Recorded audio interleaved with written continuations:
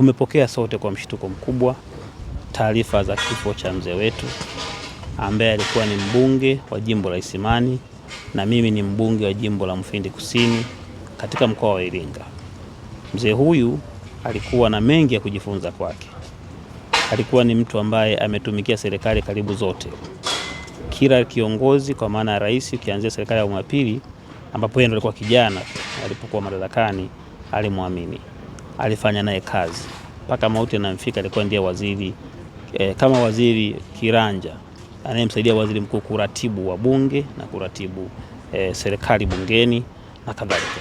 Kwa hiyo kwa kweli tumepata pigo kubwa kuondokewa na mtu mwenye uzoefu, mtu mwenye weredi, mtu ambaye alikuwa kimsingi kipenzi cha wana Iringa, kipenzi cha wana Isimani, kipenzi cha Watanzania na wana CCM kwa ujumla.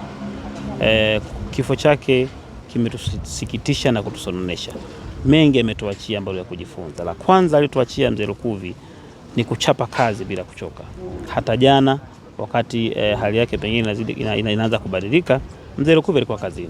Sisi juzi wabunge wote wa mkoa wa Iringa tulikuwa na kikao, tumekuwa naye pamoja.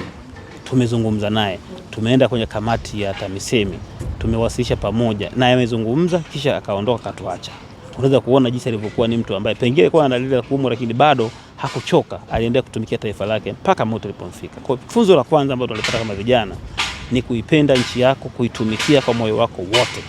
Lakini jambo la pili ambalo tunajifunza kwa mzee Lukuvi ni uaminifu kwa serikali yake. Alikuwa ni mwaminifu na mtiifu kwa mamlaka iliyomteua. Alikuwa ni mtu mwenye shukrani anayeweza kusimama na kutetea serikali yake kwa hoja. Wakati mwingine tunakuaga na watu wa aina nyingi katika maeneo mbalimbali. Wakizidiwa na hoja wako tayari hata kugeuka kwa mamlaka pengine ambazo zimewapa hiyo heshima. Sio Lukuvi. Lukuvi alisimama na rais wake, alisimama na chama chake, alikipigania, alikitetea. Na kama kuna hoja za kufanyia kazi alizichukua kwa unyenyekevu mkubwa ili kuzifanyia kazi. Hilo ni jambo ambalo kimsingi tumejifunza. Lakini naitwa Rita Kabati, mbunge wa jimbo la Iringa, lakini ni mwenyekiti wa wabunge wa mkoa wa Iringa. Leo tumepata msiba mkubwa sana. Kwa msituko mkubwa tumekuja bungeni, tumepata taarifa ya kiongozi wetu, mbunge wa jimbo la Isimani na waziri mkongwe. Kwa kweli ni pigo kubwa sana. Tumesikitika kwa sababu msiba sio mdogo. Msiba huu ni mkubwa.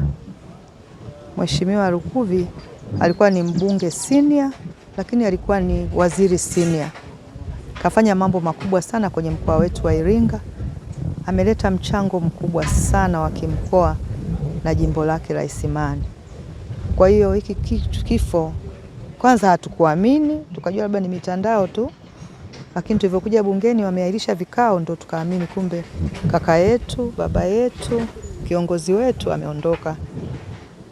Kwa hiyo sisi wana Iringa leo tumepata msiba mzito, lakini Mheshimiwa Lukuvi alikuwa ni mtu anapenda maendeleo. Alikuwa anapenda umoja.